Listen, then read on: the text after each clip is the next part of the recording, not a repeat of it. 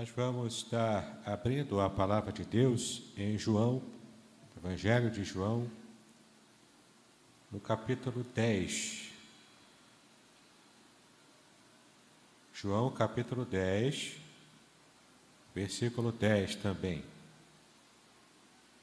João 10, 10. É um texto que nós conhecemos bem.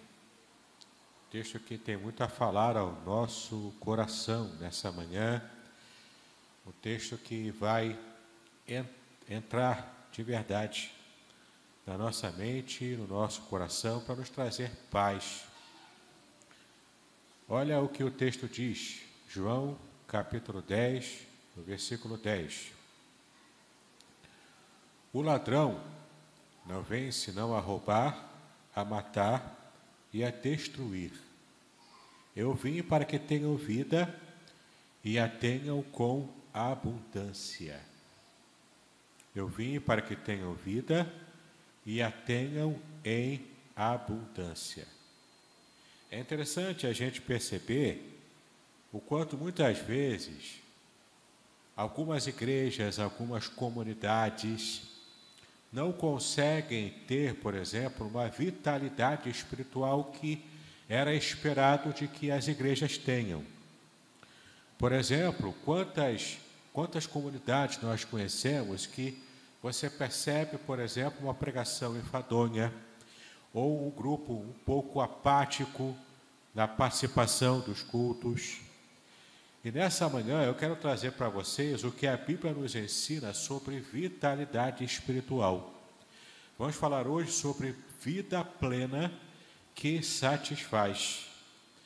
E vamos entender qual o propósito de Deus, inclusive para a nossa própria comunidade local. O quanto o Senhor tem trazido vitalidade espiritual para aquele que deseja estar próximo dele, está servindo a Ele, está se colocando na presença dEle, com o seu coração aberto, com o seu coração completamente submisso à ação do próprio Deus. Então, se falta vitalidade espiritual na sua vida, a partir de agora, preste atenção, porque esse texto tem muito a falar ao seu coração. Estamos aqui diante de um contexto. Todo o versículo bíblico ele está inserido em um contexto. Esse contexto tanto é o contexto dos versículos anteriores e posteriores, que nós entendemos ser o contexto literário da passagem, quanto também o texto possui um contexto histórico-cultural. E quando levamos em conta esses contextos, nós conseguimos, então, perceber com mais clareza o que, de fato, a palavra de Deus está revelando. Então, nesse texto aqui, quando Jesus destaca essa mensagem, ele diz que o ladrão veio para roubar, matar, destruir, mas eu vim para que tenham vida e vida em abundância. Nós temos um contexto aqui que nos ajuda a entender essas figuras que ele usou. Por exemplo, a quem Jesus se referiu quando lhe disse que o ladrão veio para roubar, matar e destruir. São três ações progressivas que o Senhor Jesus fala sobre essa figura do ladrão.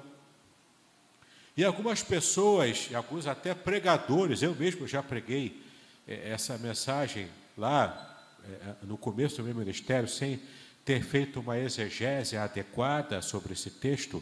Eu mesmo afirmei o que não é verdade, porque alguns pregadores, e eu inclusive na minha história, já preguei, de que o ladrão aqui se referia a Satanás, se referia ao diabo.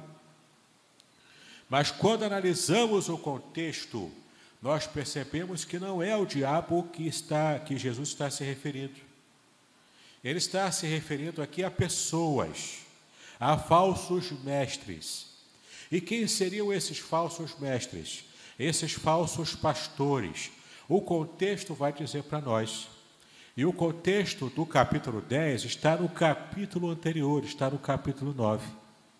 No capítulo 9 de João, nós percebemos aqui que houve a cura de um cego de nascença E a cura desse cego de nascença aconteceu no dia de sábado. Ora, para a cultura judaica, guardar o sábado é algo imprescindível, é algo importantíssimo. Eles levavam muito a sério essa questão da guarda do sábado. Até hoje, na cultura judaica, guardar o sábado é importantíssimo, porque, de fato, foi uma ordem que Deus deu especificamente para os descendentes do povo judeu, de Abraão. E, de fato, Jesus, como judeu, ele guardava o sábado e também levava a sério isso. A grande questão aqui é que nós, na nossa cultura atual, nós achamos, tem até um dizer muito popular que diz que Jesus não tinha raça, cor e nem cultura. Ele tinha. Ele era da raça judia. Ele tinha cor, característica dos povos da Palestina. E ele tinha cultura. Ele estava inserido dentro da cultura judaica antiga, no primeiro século. Então, por mais que a gente tente desvencilhar Jesus de todo o seu aspecto cultural, ele tinha esse aspecto cultural. E o texto diz aqui no capítulo 9 que aconteceu algo extraordinário, Jesus curando um cego de nascença.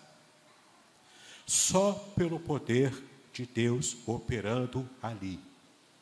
Ora, Deus que criou o olho, que com toda a sua sabedoria e a sua criatividade divina fez os órgãos do homem e criou o olho, que é um dos órgãos mais complexos que existe na natureza, o olho humano.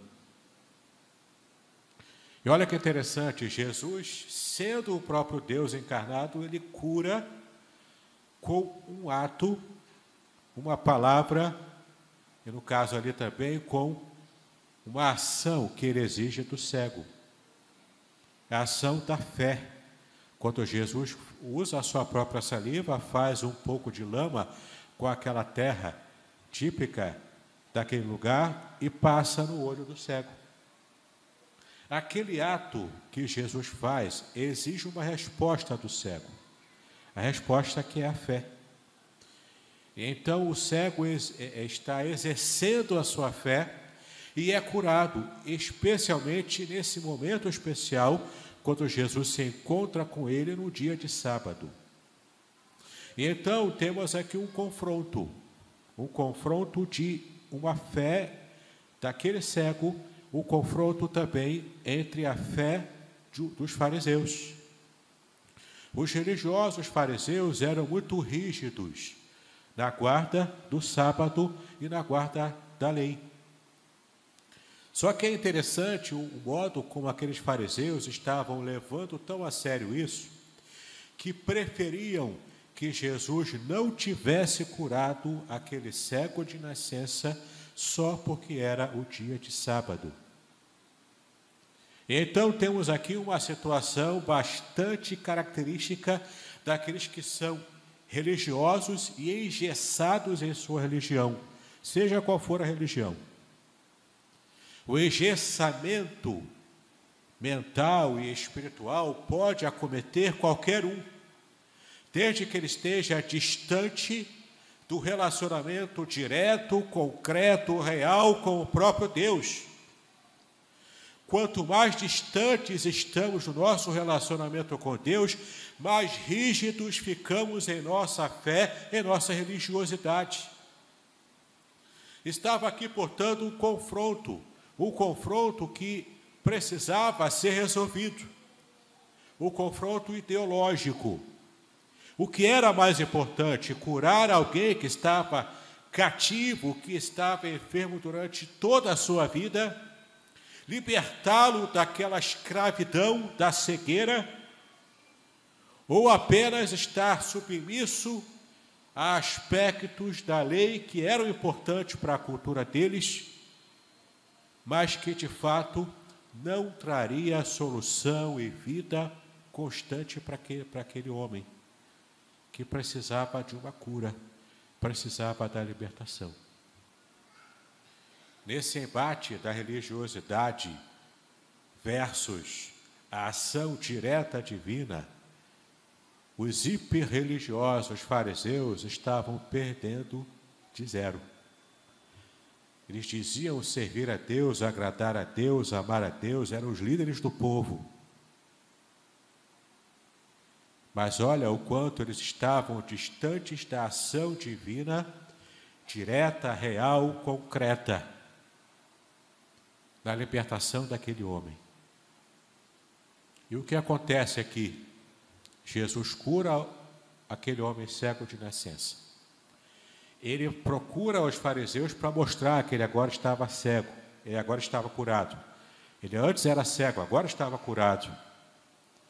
E qual era a reação dos religiosos? Veja aqui a reação desses religiosos nessas duas lógicas em conflito. No versículo 30 ao 33 do capítulo 9 de João. No versículo 30 ao 33. O homem respondeu, aqui se refere ao cego, né? Ao ex-cego. O homem respondeu e disse aos fariseus: nisto, pois, está a maravilha, que vós não saibais de onde ele é, e contudo me abrisse os olhos. Ora, nós sabemos que Deus não ouve a pecadores, mas se alguém é temente a Deus e faz a sua vontade, a esse ouve. Desde o princípio do mundo, nunca se ouviu de alguém que abrisse os olhos a um cego de nascença. Se este não fosse de Deus, nada poderia fazer. E aqui temos um embate muito interessante, que é o embate da lógica. A lógica do fariseu. Ora, se Jesus viesse mesmo de Deus, ele não teria feito lodo no dia de sábado, ele teria respeitado o sábado. Porque Deus leva a sério a guarda do sábado para o seu povo. Essa era a lógica do fariseu. Mas qual era a lógica desse homem que era cego e foi curado? Lembre-se que ele também era judeu, ele também guardava o sábado, ele também levava a sério todo o ritual judaico do primeiro século. Mas olha a lógica que ele pôde perceber, porque ele foi o alvo da bênção direta de Deus naquele momento.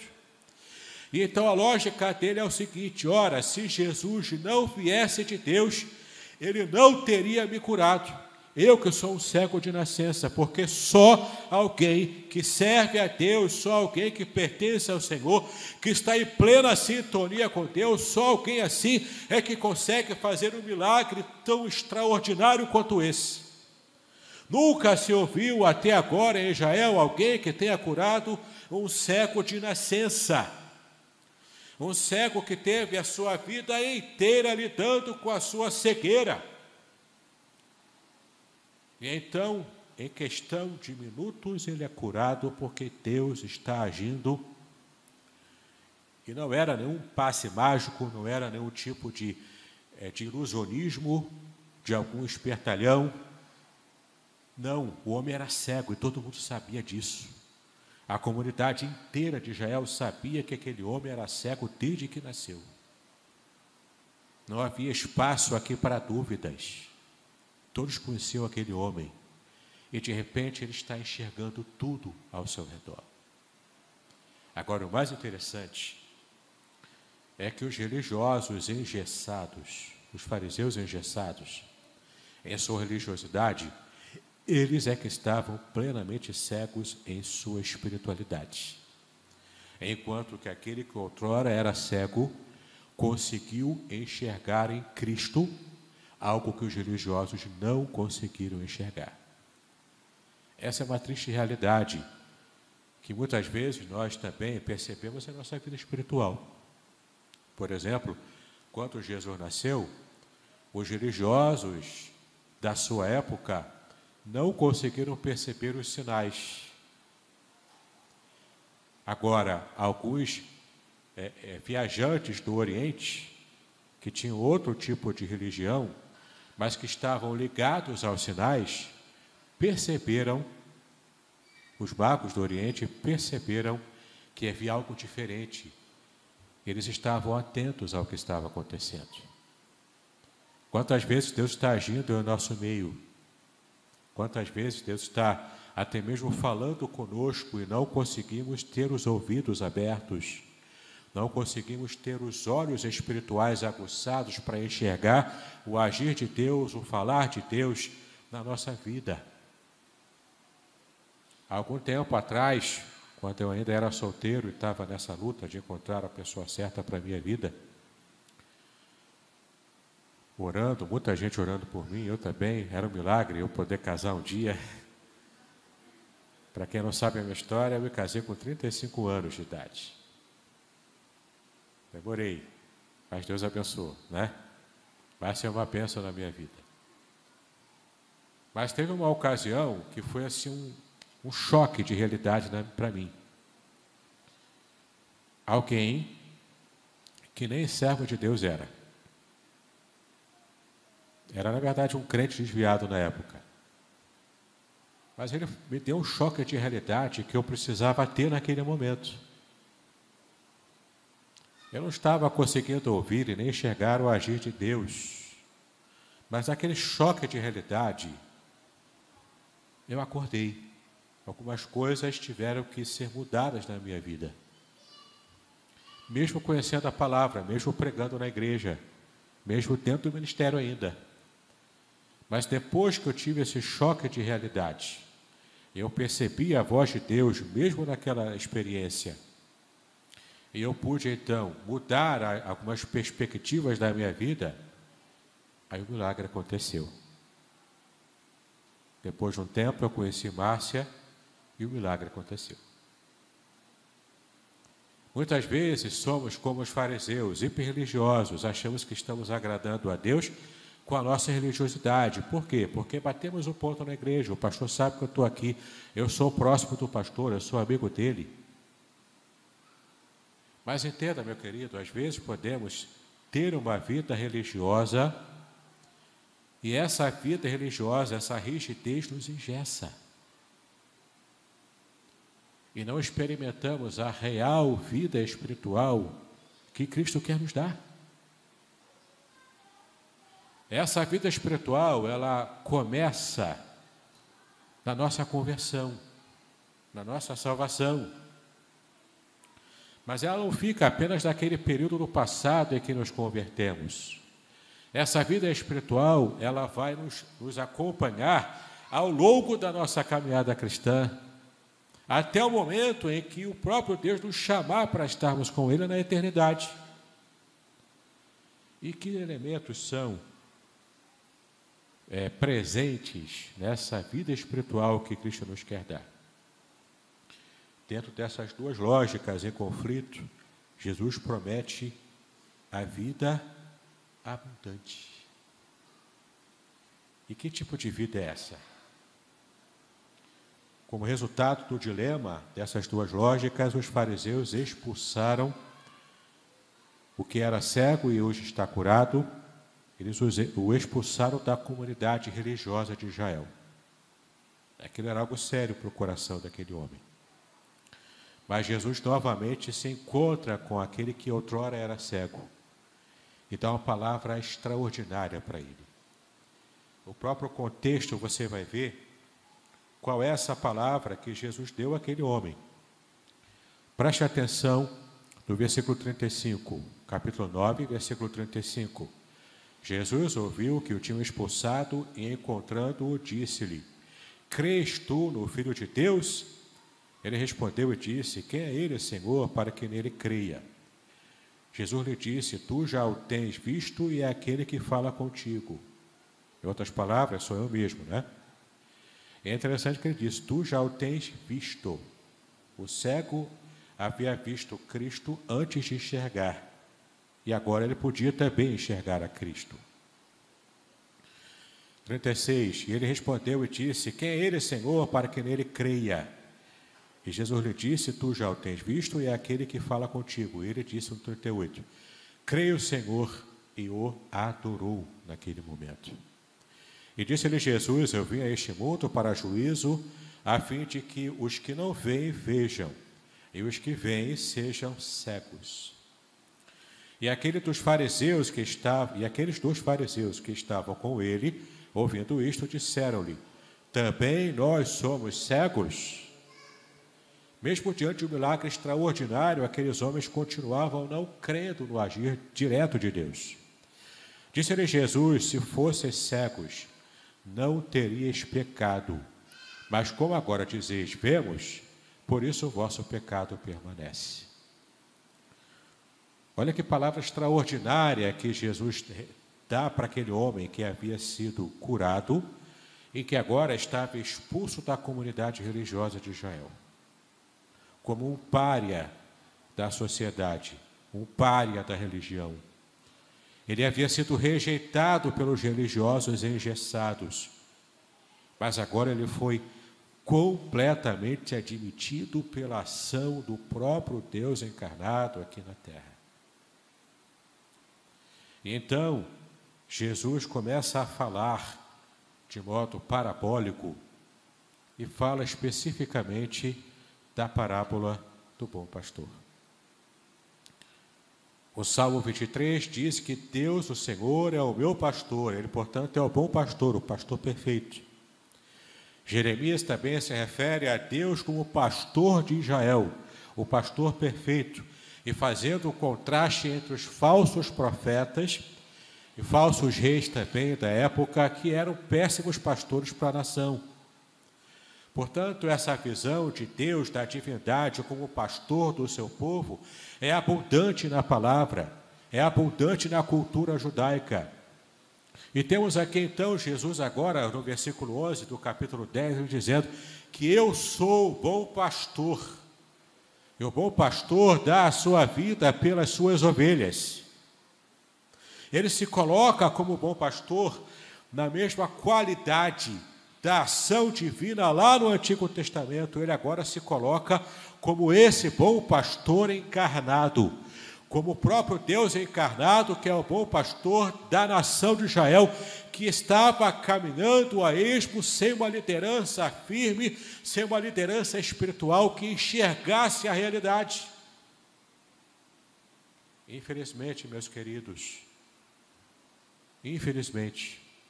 aquela liderança estava completamente fora de sintonia do Deus a quem eles diziam servir e amar. Uma liderança cega leva o povo para o abismo. Graças damos ao Senhor, porque nós temos em Cristo o nosso pastor. O pastor não apenas do povo de Israel, mas o pastor de cada um de nós que somos servos dele em qualquer lugar do mundo. Ele é o nosso líder, é o nosso pastor. E o Senhor nos guia para pastos verdejantes. E é interessante também que a palavra que aparece aqui no original em grego, para bom pastor, a palavra bom em grego que aparece aqui é kalos. Kalos, que é bom, modelo ou também belo. Belo no sentido de ser bonito. E aqui eu me lembro, aí eu vou dizer a minha idade, né? Eu lembro na minha época, na minha infância, da coqueluche da época que era pedir a Caloi, a bicicleta Caloi. Não é? Se alguém aqui da minha época vai lembrar disso. O grande desejo das crianças era ter uma bicicleta Caloi. A palavra Caloi vem do grego, kalos, que significa bonito, belo, bom. Aposto que você não sabia disso. Né? Significa isso. Então, quando Jesus disse que ele é o bom pastor, ele está usando aqui a palavra kalos, que é bom, no sentido de perfeito, assim como Deus é perfeito, fazendo um contraste completo e total com aquela liderança cega que havia expulsado aquele que era cego e foi curado pelo próprio Senhor, simplesmente por preconceito religioso, por um apego exagerado e rígido a um protocolo religioso e social. Percebe aqui qual é a realidade do que essa passagem nos ensina? Quando ele diz, portanto, eu sou o bom pastor que dá a sua vida pelas ovelhas, ele diz no versículo 10, o versículo anterior, ele diz que o ladrão, que aqui se refere a esses fariseus religiosos, que não amavam de verdade o povo, mas estavam apenas preocupados em manter aquela casca religiosa, aquela aparência religiosa, aquela estética de santidade. Eles estavam apenas preocupados com isso. Não tinham interesse genuíno pela pessoa que estava ali, por aquele homem que precisava de libertação. Então Jesus diz que o ladrão, esse religioso, dessa maneira, que é um falso pastor, que é um péssimo pastor, ele veio para quê? Para roubar, para matar e para destruir. Percebe o tipo de progressão na destruição que ele está se referindo. Primeiro rouba. Não satisfeito em roubar o dinheiro, a vida, as emoções, em sequestrar a mente daquele que estava debaixo da sua liderança, o ladrão também quer matar. Matar a fé, matar a espiritualidade, matar a vida da pessoa que poderia ter uma vida superior, porque Deus é o autor da vida, Ele é o dono da vida, Ele pode dar a vida superior caso alguém se relacione com Ele. E além de roubar e matar, Ele destrói, porque Ele não está satisfeito em ver apenas a pessoa totalmente jogada na lama, mas Ele quer destruir, Ele quer acabar com qualquer tipo de possibilidade da pessoa se levantar.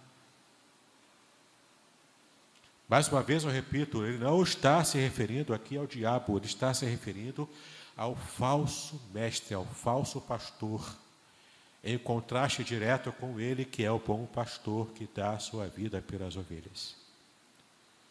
E por que Jesus faz isso? Ele diz aqui que eu vim para que tenham vida, e vida em abundância. E aqui temos duas palavras também importantes. A primeira palavra é vida. A palavra vida em grego que aparece aqui é a palavra zoe. Tá? A palavra zoe em grego. Que não é a vida como nós muitas vezes entendemos quando lemos o texto. Porque em grego existe uma outra palavra que também é sinônimo de vida, mas vida aplicada à nossa experiência biológica. É a palavra bios em grego. Que é a vida biológica, é o respirar, é o comer, o beber, é a vida normal, né? Que nós conhecemos. É a vida que é estudada pelos biólogos, é a vida bios. Não é essa palavra que aparece aqui. Aqui aparece a palavra zoe. A palavra zoe em grego é a vida abundante, é uma vida de qualidade superior.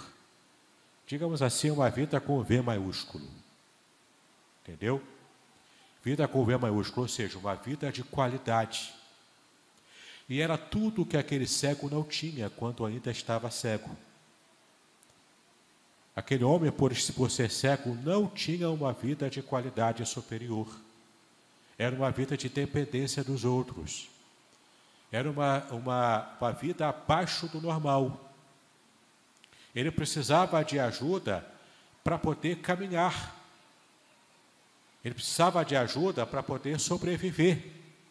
E mesmo aqueles que eram normais, na sua visão, também tinham uma vida sacrificada, porque naquela época a vida daquelas pessoas ao entorno da Palestina era uma vida de pessoas pobres, massacradas pelo Império Romano, massacradas também pela própria religiosidade judaica. Entende como que era uma vida de qualidade inferior daquilo que Deus podia dar para todos?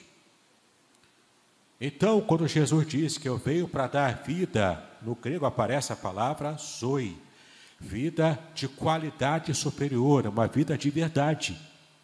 Não é apenas uma sobrevida, não é apenas você ir tocando o barco do jeito que dá, é uma vida de verdade.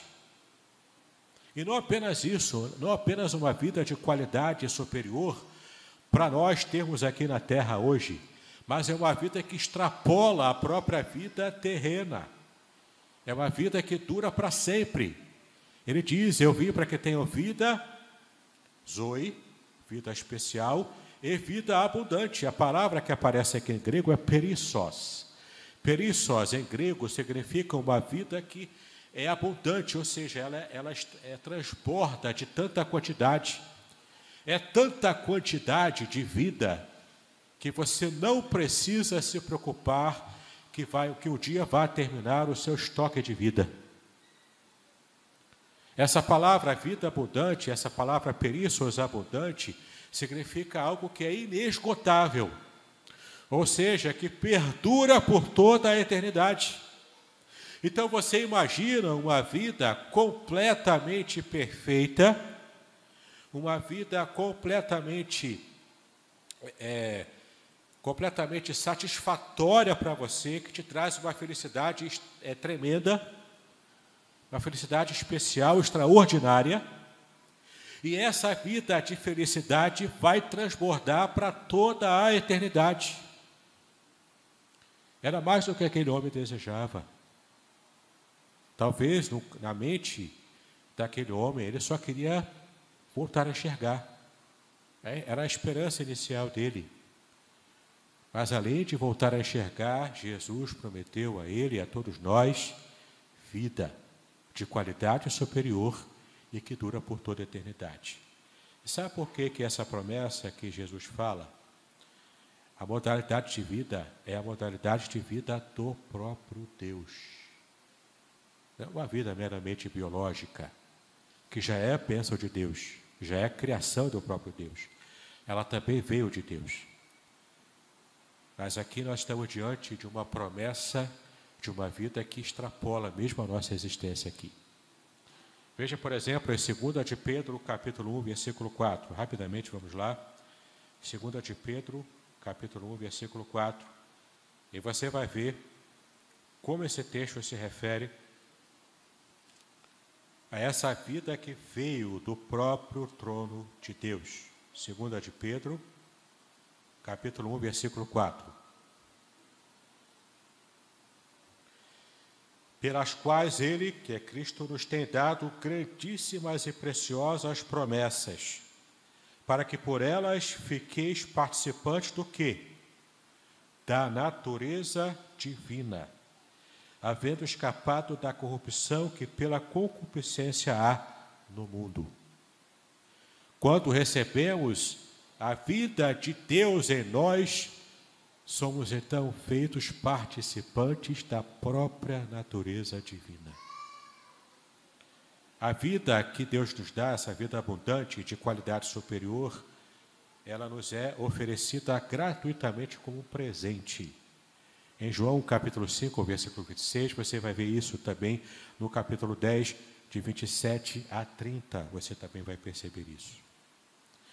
E a vida divina capacita os filhos de Deus a realizarem obras poderosas aqui na terra. Por isso, vitalidade espiritual. Por isso, a igreja precisa tomar posse dessa vitalidade espiritual que Cristo oferece, para fazermos a obra de Deus com a capacitação do próprio Deus, do próprio Espírito Santo na nossa vida.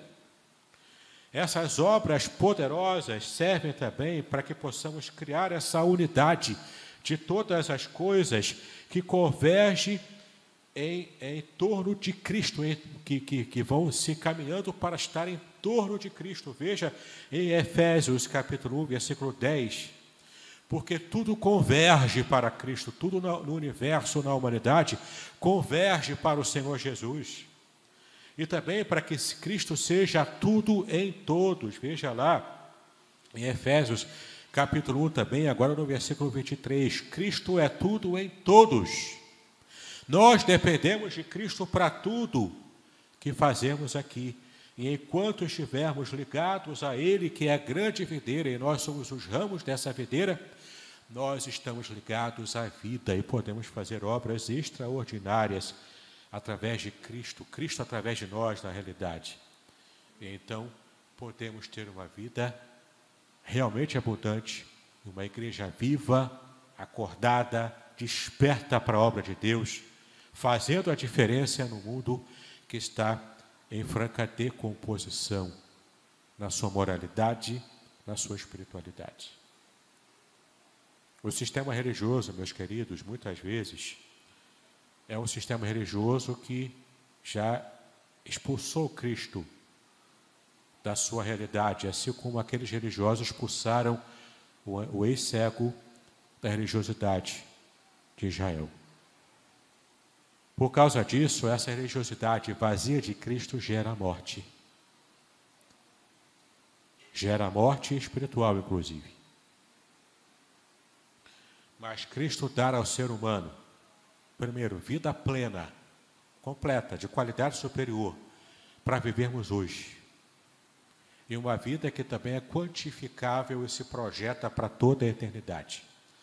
A vida transbordante, a vida eterna, que vai nos levar para toda essa eternidade de felicidade, de serviço ao Senhor, de glórias e mais glórias ao nome de Deus.